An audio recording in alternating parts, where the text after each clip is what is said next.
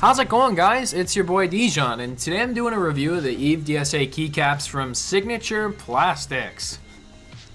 The keyboard I put these caps on is a Cooler Master Quickfire Stealth with Cherry MX greens.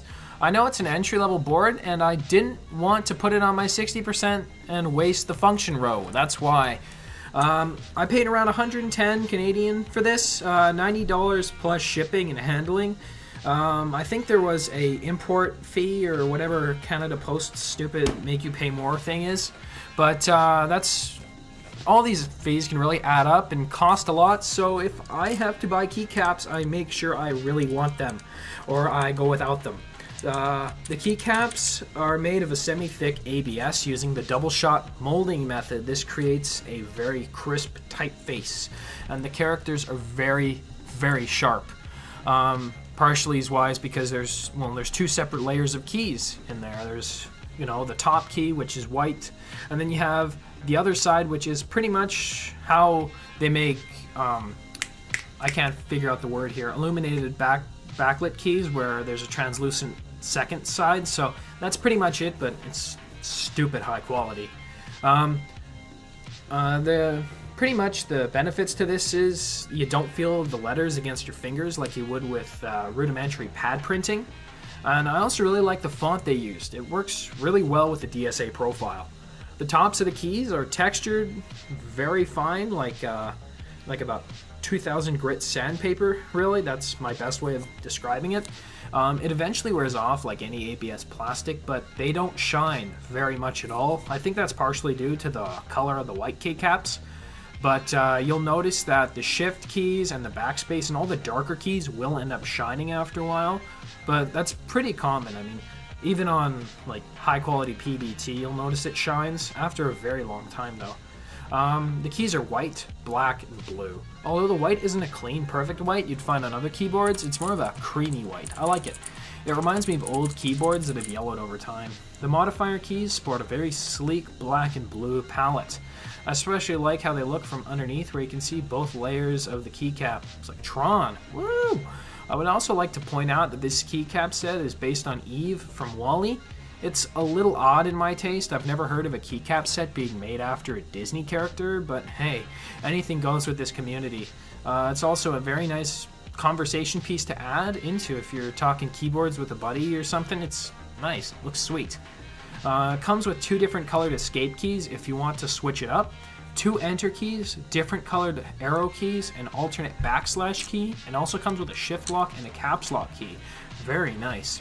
I really appreciate the extra keycaps they send, because maybe sometimes you're just sick of having a blue enter key, or you want to have that backslash key white, your tilde white, and your escape key black, or whatever. It's just nice. It adds that extra bit of customization, and I wasn't expecting it.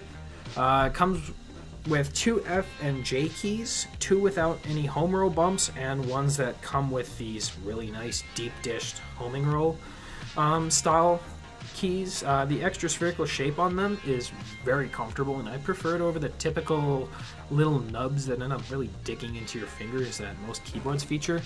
Yeah, it's just way nicer. You'll also notice that the Windows keys have transformed into super keys. The FN key used to access media controls on this keyboard is a meta key now. And that's my phone. Nice.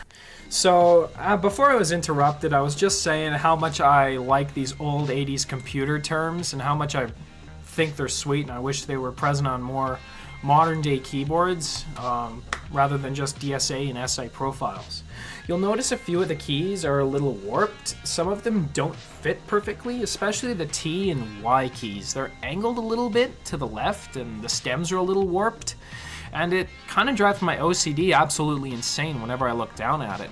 It reminds me of the imperfections in an IBM Model M. There's times I look at the gaps between the keys and worry about them overlapping each other. It's just so annoying. Especially the D in relation to the E key. There's nearly no gap at all, and this picture doesn't do any justice. It's really stupid close. Regardless, it actually doesn't bother me all that much. If you have lock lights built into your keyboard like mine, you're not going to see them either, which isn't too bad for me, but I can see the minor inconvenience it possesses. You'll notice on a few of the caps at the very bottom of them, there's little chips in the plastic. That's probably from molding when they punch out of the... Sorry, I'm itching my scalp here. This video is not going right. You'll punch the caps out of the plastic and it just looks messy. It reminds me of those model cars that you have to twist the parts out of, and you have to use an X-Acto knife to shave away the extra plastic gunk on them. Overall, there's not too much to complain about. It's just tiny little things that you'd expect that wouldn't be there after paying for a premium set of keycaps. Another thing that I really got to point out, and this might be a deal breaker for you if you hate inconsistency. For me, I'm not that picky about it, but the number row is very wavy. I mean, it looks like a wave. It really does. It looks like I'm staring in the ocean when I look at the top row. The numbers aren't in line at all, and the secondary characters are just inconsistent, especially the percent and caret symbol. The asterisk is a little thick as well, and it looks kind of weird, but it doesn't bother me as much as the giant caret staring me in the face. Once again, the top row's warped like how T, Y, and D keys are.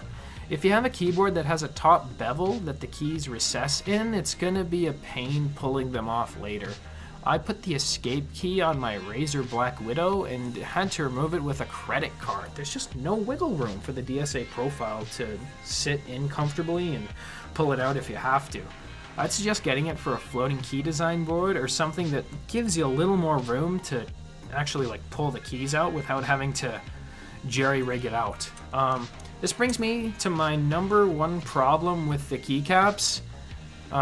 Is that these keys require stabilizers. These are the biggest challenge on this board by far. The problem isn't getting the wires under the little hooks like normal conventional keycaps. It's that you have to put in those little clips inside the longer bars, and this is an issue because, as I stated before, there's inconsistencies in the plastic molding itself, and so you'll get just stems that are too big. They're often just a little bit bigger, so they make you think that, okay, this will fit perfectly fine. And then you go and stick it in the stem, flip it upside down, and they literally just fall out. Either that or they're so loose that the slightest breeze blows them out. And if you try and use that stem to hook that into the stabilizer, it just doesn't stay and it falls out, and it makes you really angry. What I had to do was I had to actually harvest my stabilizer clips from my Razer Black Widow just to get them sitting in there. And that's, I mean, if you have another keyboard or if you have extra stabilizers or if you don't even mind gluing them in for an overkill option, go ahead, but I'm not doing that. That's just crazy. So yeah, that's nice. Overall, this is a very nice set of keycaps. I expected a little higher quality from something that costs over $100, but it's passable. Of course, at the time of making this video, Signature Plastics no longer makes this keycap set, but if they decide to make it again, I can't think of any other DSA set I'd recommend. So, that about wraps it up. How did I do for my first review video ever?